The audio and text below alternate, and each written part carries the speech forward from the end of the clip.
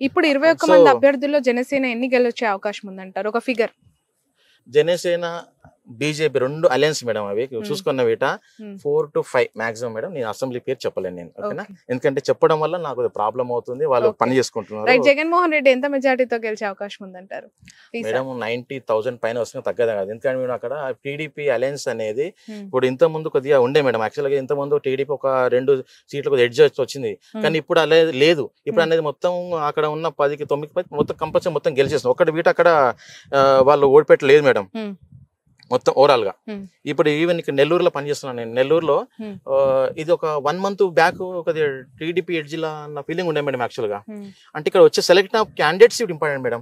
ఏదన్నా కాన్స్టిట్యున్సీ గెలవాలి అంటే అక్కడ క్యాండిడేట్ సెలెక్షన్ అండ్ ఎవరైతే ఎంపీ క్యాండిడేట్ కానీ ఎమ్మెల్యే క్యాండిడేట్ కానీ వాళ్ళకి సెలెక్షన్ ఆఫ్ క్యాండిడేట్ కరెక్ట్ గా ఇచ్చారు కాబట్టి కొన్ని సీట్లు ఓడిపోయే సీట్లు వీట వైసీపీ అనేది గెలవడానికి అవకాశం ఎక్కువ వచ్చేసింది మేడం.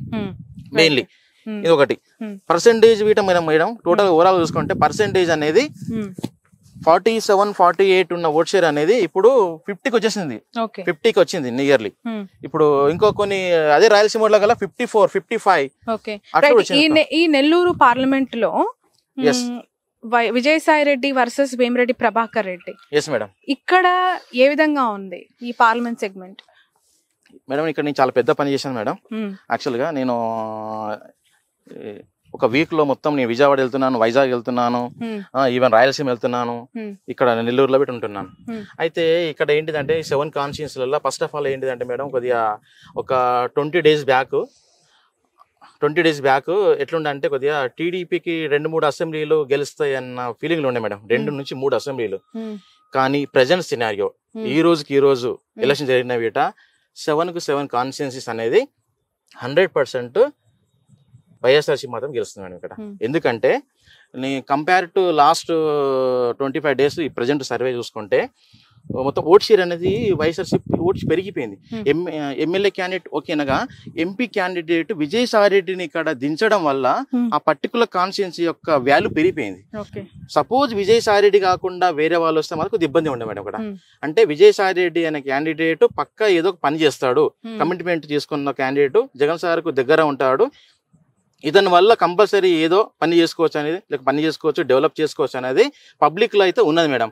అది విజయసాయి రెడ్డి ద్వారా రావడం వల్ల ఇక్కడ ఉన్న నెగిటివ్ ఓట్ అనేది పాజిటివ్ అయిపోయింది madam. Present till today 7 constituencies అన్ని. బట్ ఎలాంటి ఆధారాలు నాగన్? ఎందుకంటే ఇక్కడ నారాయణ లాంటి ఒక ఆర్థిక బలం పుష్టిగా ఉన్న లీడర్స్ ఉన్నారు, వేమిరెడ్డి లాంటి ఒక బిగ్ షాట్స్ ఉన్న ఈ నియోజకవర్గం వెరీ అంటే I mean power packed constituency Nellore is.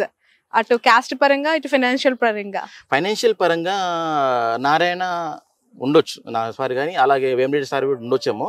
కానీ గ్రౌండ్ లెవెల్ ఏమొచ్చిందంటే madam candidates main madam Vemireddy Prabhakar రెడ్డియా లేకుంటే వైఎస్ఆర్సీపీ మనకు సాయి రెడ్డి గారు అన్నప్పుడు సాయి రెడ్డికి ఇస్తుంది. ఎందుకంటే ఎక్కువగా ఎవరు మాట్లాడతారు, ఎవరితో డిస్కషన్ ఉంటుంది, ఎవరితో అయితే డెవలప్ చేస్తారు, ఎవరైతే మాట్లాడతారు అనేది చేసుకుంటారు. కాబట్టి మనకి ఏంటిదంటే కొద్దిగా టౌన్ లో హెడ్ క్వార్టర్స్ ఉన్నాయి కదా మేడం, ఆ హెడ్ క్వార్టర్స్ అనేది కొద్దిగా పర్సెంటేజ్ అనేది కొద్దిగా అలయన్స్ అలాంటి ఓట్ షేర్ ఉంది. కానీ అలయన్స్ కన్నా రూరల్కి వెళ్ళేటల కల్లా మొత్తం 1 side 70% 60% అనే రేషియోలో వచ్చేసింది madam. Mainly city head quarter అన్నప్పుడు చదువుకున్న వాళ్ళు వీళ్ళు ఉంటారు కాబట్టి వాళ్ళ యొక్క మైండ్ సెట్ అనేది కొద్దిగా వేరేగా ఉంటుంది. ఎండ్ ఆఫ్ ది డే మాత్రం ఇంకా 25 days టైం అది ఎంత మంచిగా ప్రచారం చేసుకున్నా, ఎంత ఇంప్రూవ్మెంట్ చేసుకున్నా ఓట్ షేర్ని ఇంకా టైం కాబట్టి ఇంప్రూవ్మెంట్ చేసుకోవచ్చు. ఎండ్ ఆఫ్ ది డే ఇప్పుడు ఆల్రెడీ టీడీపీ మేనిఫెస్టో ఇచ్చారు వాళ్ళు, గ్యారంటీస్ అనేది కంపేర్ చేస్తున్నారు కదా. తెలంగాణ గవర్నమెంట్ ఏంటిది, ఆంధ్రప్రదేశ్ గవర్నమెంట్ ఏంటిది, లేకుంటే ఎవరు చేయాలో చేస్తారు. ఆల్రెడీ జగన్మోహన్ రెడ్డి ఇంతమంది సీఎం కాబట్టి అతను మళ్ళీ ఇస్తే కమిట్మెంట్ కరెక్ట్గా అవుతుందా లేదా అనేదాన్ని వీట చూసుకొని వీట ఓటేసారు చాలా ఉన్నారు మేడం, వెయిటింగ్ ఇస్తున్నారు చాలా మంది. అదొకటి. సో కమిట్మెంట్ అనేది వచ్చే యొక్క మేనిఫెస్టో బట్టి వీట ఓట్ షేర్ ఇంకా పెరగవచ్చు మేడం వైసీపీది. రైట్. ఇప్పుడు ఓవరాల్ గా ఒక ఫిగర్ ఏంటి మీరు ఇచ్చేది స్టేట్ లో కూటమికి వైసీపీకి? పక్కా మోర్ దెన్ 9%, మోర్ దెన్ 8% ఉన్న అసెంబ్లీ కాన్స్టిట్యున్సీలు అయితే 103 ఉన్నాయి మేడం, 103 ఉన్నాయి. ఒక 20 నుంచి 25 వరకు మాత్రం అవి 2%, 3%, 4% అలా ఉన్నాయి. అందులో ఇట మళ్ళా ఎడ్జ్ 20 seats వరకు ఎడ్జ్ వైఎస్ఆర్సీపీ ఉన్నాయి. నేనేమనుకుంటున్నా అంటే ఆ 20 మనం ఇప్పుడేమన్నా అనౌన్స్ చేసినాం అనుకోండి పేర్లు, అంటే నేను ఎవరికి చెప్పలేను, ఎందుకంటే నేను గెలుస్తామని వీళ్ళు సైలెన్స్ అయిపోతారు, వీళ్ళు మన సర్వే వీటే రాంగ్ రావచ్చు, Okay. అందుకు నేను సైలెన్స్ ఉంటాను. ఇంకా నేను మళ్ళీ పని చేస్తున్నా కాబట్టి ఇంకో రిపోర్ట్ రిలీజ్ చేస్తాను నేను. ఓవరాల్ గా ఇప్పుడు మీరు ఆఫ్టర్ జగన్మోహన్ రెడ్డి రాయలసీమ యాత్ర, ఇటు మన గుంటూరు ఈ కృష్ణా డిస్ట్రిక్ట్స్ యాత్ర తర్వాత చూసిన శాంపిల్స్ కలెక్షన్ బట్టి 103 ఇస్తున్నారు. Yes madam. ఇప్పుడు ఇంకోటి ఏంటిదంటే నామినేషన్ తర్వాత ఇంకో సర్వే చేయాలి. After nomination survey is correct వస్తుంది. ఇంకా ఎంత సీట్లు పెరుగుతాయి, తగ్గుతాయి, పెరుగుతాయి అనేది ఈ నామినేషన్. కాబట్టి ఇంకా మేనిఫెస్టో ఇస్ ఇంపార్టెంట్. ఇంకా మేనిఫెస్టో వైఎస్ఆర్ మేనిఫెస్టో ఇవ్వలేదు, ఇంకా మేనిఫెస్టో ఇచ్చారనుకోండి వాళ్ళ యొక్క అప్పుడు ఆలోచన పబ్లిక్ ఒక మూడు చేంజ్ కావచ్చు, కమిట్మెంట్ ఇస్తారా ఇవ్వరా అనేది ఒక మెసేజ్ వెళ్తుంది మేడం. రైట్. నిన్న ఫైనల్ క్వశ్చన్ ఇది, వివేక మర్డర్ ఇష్యూ ఎక్కడా లేవనెత్తొద్దు అని చెప్పి వీళ్ళకు గైడ్ లైన్స్ ఇవ్వడం జరిగింది కదా, ఈసీ ఆదేశాలు జారీ చేసింది.